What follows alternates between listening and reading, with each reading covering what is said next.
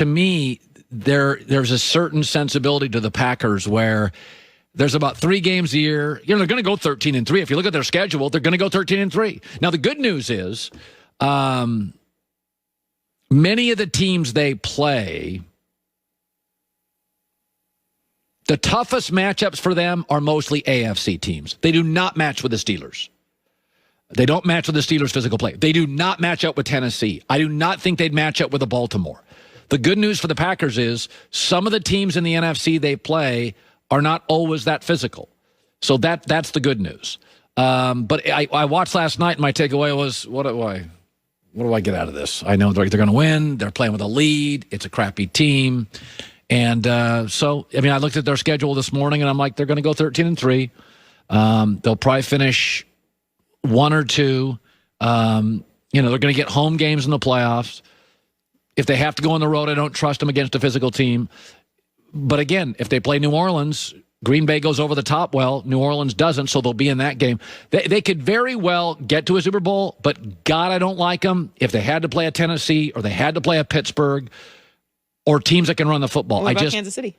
I think they match up better against Kansas City than Pittsburgh. But again, I watched them against the Colts last week. They can't get off the field. Even last night, I'll be honest with you, Chicago moved the ball.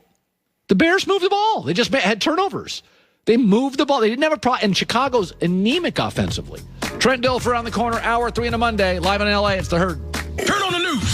This is The Herd Line News. I can see Nick Wright right now watching that rant. I was on the phone with him.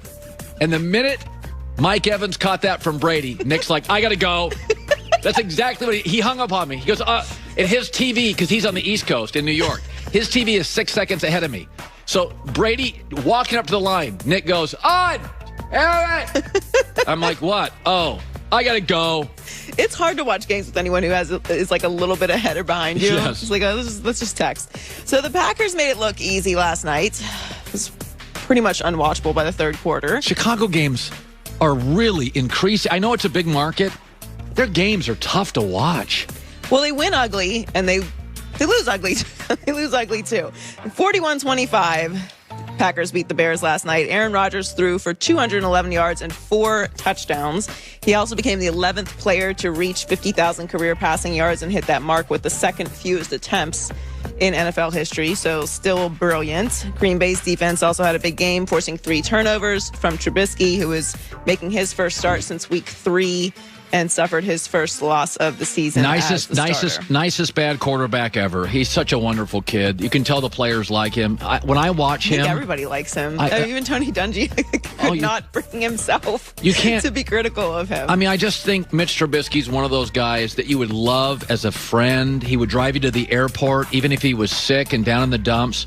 But I didn't get it when he came out. I don't get it now, and it just they got to reboot the quarterback situation in Chicago, or else it's going to be this against Green Bay for the next 3 years. We definitely need more nice people in the world. Yes, there's nothing wrong with being nice, but I'll take a little less nice at quarterback. Yeah, I mean, you could just be 10% less nice, and we'll deal with it for, an upgrade in that position. I just feel bad for Chicago fans, and I've felt like this for the past couple of years with Chicago, which is why I think it's so strange that they're consistently in this predicament at the quarterback position. Not that it's easy to find a quarterback, but I mean, we all know who they passed up on. Well, so my thing is, like, you have a defense that is capable, right? You know what they did?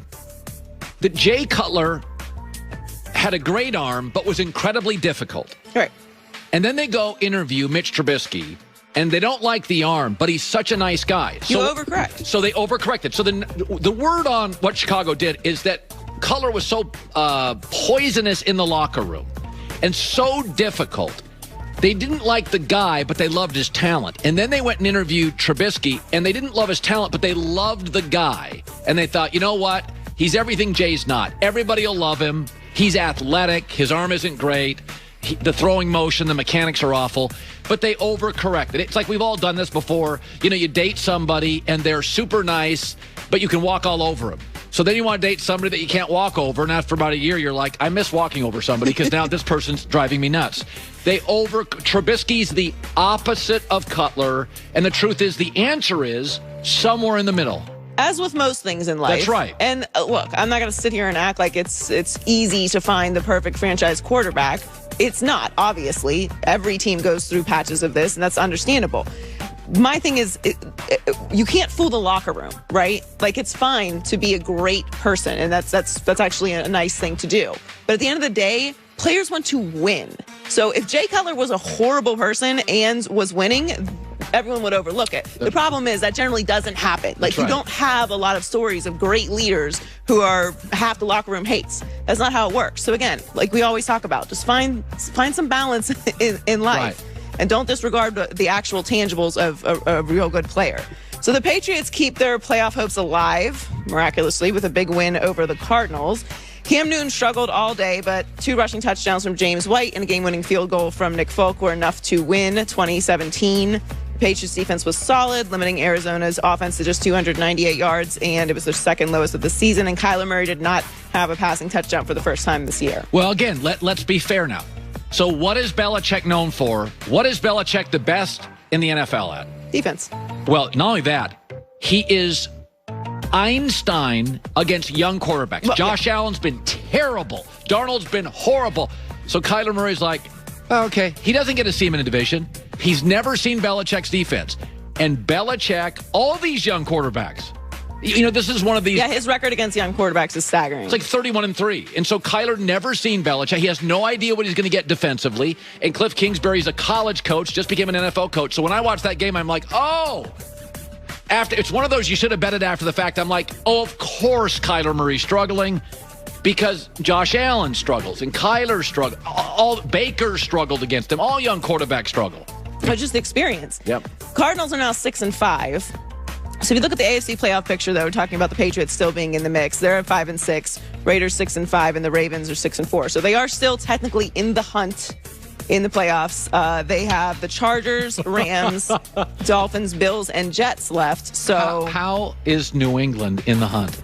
This is an unbelievable coaching job. It really is. They have no playmakers. It is, and consider Cam Newton being out for COVID as well, and the struggles that they had when he came back. But the rest of their season is really interesting, though. At the Chargers, at the Rams. The Rams are the most inconsistent good team in the league. The Dolphins, Bills, and Jets. Oh, by the way, so Belichick faces another young quarterback next week, Justin Herbert. What's the line on that game? Take the Patriots against Justin Herbert. This is the classic. Herbert's never faced Belichick. Then they have at the Rams. Then they're at the Dolphins, which is another young quarterback. They'll lose those two. Still another young quarterback in Tua. They usually don't play well in that late game in December in Miami. They usually struggle, even with, like, that was notorious. Tom Brady's not there now, but still. Finally, some news that I thought you were the first person that I thought of when I saw this news. The Lions have fired head coach Matt Patricia and GM Bob Quinn. Yeah. The move comes after the Lions fell to 4-7 after a 41-25 blowout loss to the Texans on Thanksgiving for the whole world to watch. Patricia was in his third season as Detroit's head coach, and at a 13-29-1 record with the team, the Lions finished last in the NFC North in 2018 and 2019, and the seasons under him. And Bob Quinn had been the team's GM since 2016. So as of yesterday, now the Jags fired their GM this morning, but as of yesterday, 4 of the 5 people fired in the NFL, coach or GM, were tied to Belichick. Proximity to brilliance does not equal. You could stand next to Einstein your entire life. It doesn't make you smart. All these New England people that come out. It's really, I have a theory on this, though. You do too? Because we talk a lot about how successful, or how much more successful, the Andy Reid coaching tree has been from Belichick. And I think it's because while Belichick is a genius, we all know his personality at this point. Yeah. Andy Reid is the opposite personality of Bill Belichick. So is Mike Holmgren. Great football mind, respected football mind, but he's always described as a teacher. Yes. He's not described as a genius, even though he has a brilliant football mind. He's a teacher. And I think that is what leads to a more successful tree. Yeah. Like you're giving more of your thoughts and you're collaborating more. And there's nothing wrong with either way. Obviously, Belichick is most successful, maybe the greatest coach of all time. Well, I mean, that's why I think when you see the people that leave him, they don't have the same success. Steve Jobs at Apple leaves Apple, Apple tanks. Now you'd think, oh, these guys worked around Steve Jobs. They got his brilliance. Why did Apple go down? You can't share genius. I mean, Steve Jobs left.